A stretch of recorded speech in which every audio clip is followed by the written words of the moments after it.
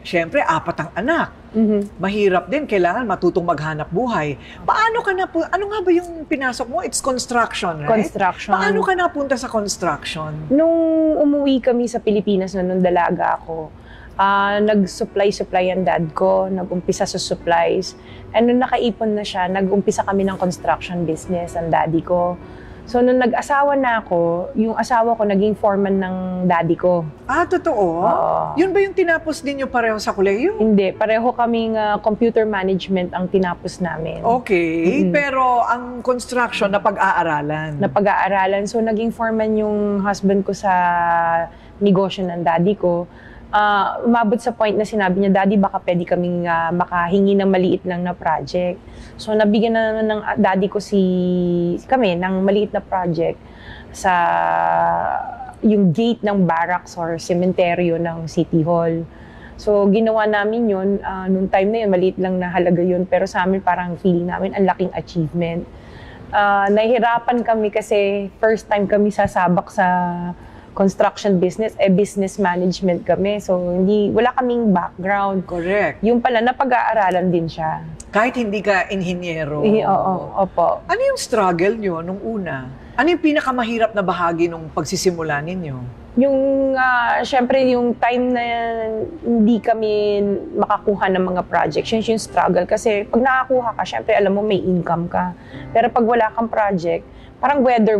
Unlike kung nagwo-work ka sa isang trabaho, alam mo, every 15-30 may sahod ka. Totoo. So dito, hindi ka sure kung kailan ka makakasingil, kung kikita ba yung project na ginawa mo. Tapos may 4 ka pang anak. So talagang struggle sa amin mag-asawa. Naku, pero ano ang sikreto? Paano nyo nalaktaw yun? Nag-venture sa ibang negosyo, nag-try kami magtahian. Tahian? Opo. Kumpleto kami sa lahat ng makina, parang over 100 sewing machines meron So kami. pwede rin ako magpagawa ng kurtina sa inyo? Nung time na yon, pero kasi talagang ang hina din ng kita kasi minsan yung mga checks namin from companies na pinasukan namin para mag-subcon for tahian, mabot ng 120 days. So sabi ko, paano tayo mabubuhay nito? Pinabenta ko lahat ng makina at nag-focus na lang kami talaga sa construction. Nagturo pa ako sa isang school for English teacher kasi because of the accent, kaya kong magturo. Nag-sideline muna ako noon, yung asawa ko nag-sideline din nagpagbebenta ng bubong, hanggang nag-focus na lang talaga kami sa construction. Kasi parang hindi pa kailangan namin talaga ng stable job noong time na yon. Correct. So I think yung secret is talagang magdire-diretso lang, ano? Opo, tsaka walang choice. Wag mawalan ng pag-asa. Parang kasi kami mag-asawa, team kami nung nasa construction kami. Minsan siya, nada-down siya. Bilang asawa, parang i-uplift mo yung spirit niya na, kaya natin to, kaya natin. Kasi minsan talaga nasa point ka na hindi mo na alam kung anong gagawin mo para mabuhay yung pamilya mo. Kasi andyan na yung bills, andyan na yung mga tuition fee ng mga anak mo, kailangan mong bayaran. Ano na nga siya yung installment basis, pero nagde-delay ka pa sa pagbayad. Nangungutang pa daw kayong 5-6. Opo. At sinuong mo ang baha. Yes. Para lang makuha ang pera. Ano yun? Panahon ng Ondoy? Nung panahon ng Ondoy, nagtuturo ako sa isang school. Walang-wala talaga kami. So, nangutang ako sa isang agency na parang 5-6 ang tubo. Sa Singalong area siya. Pumunta ako, Ondoy noon. So, baha siya.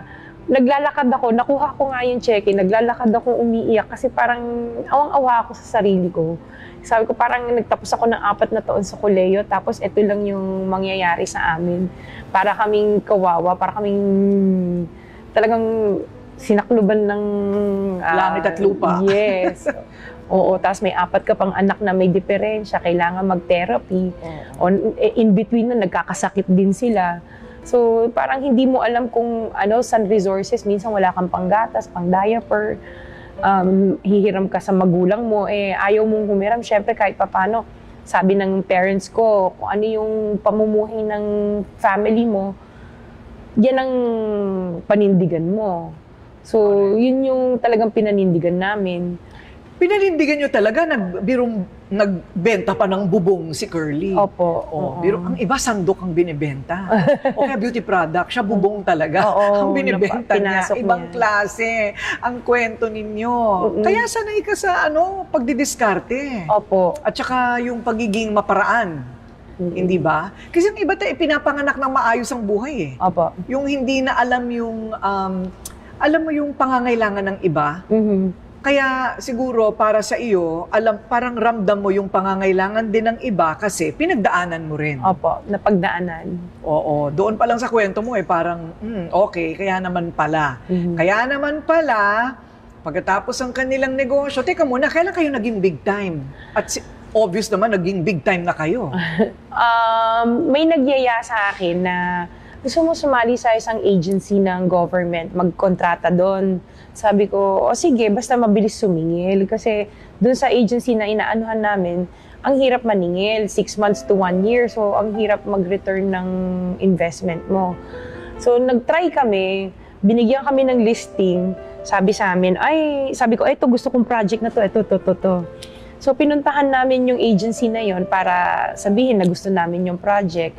Nagbigay ako ng pera, parang final savings namin. Only to find out, tapos na yung project, naniningil na yung contractor. So, naloko pala kami, na-scam kami. Ayun. So, nung time na yon, sabi ko, hirap na nga kami sa buhay. Tapos may manluloko pa sa'yo. Nagkaroon ako ng parang mild heart attack because of that. Na-stress ako. Wow.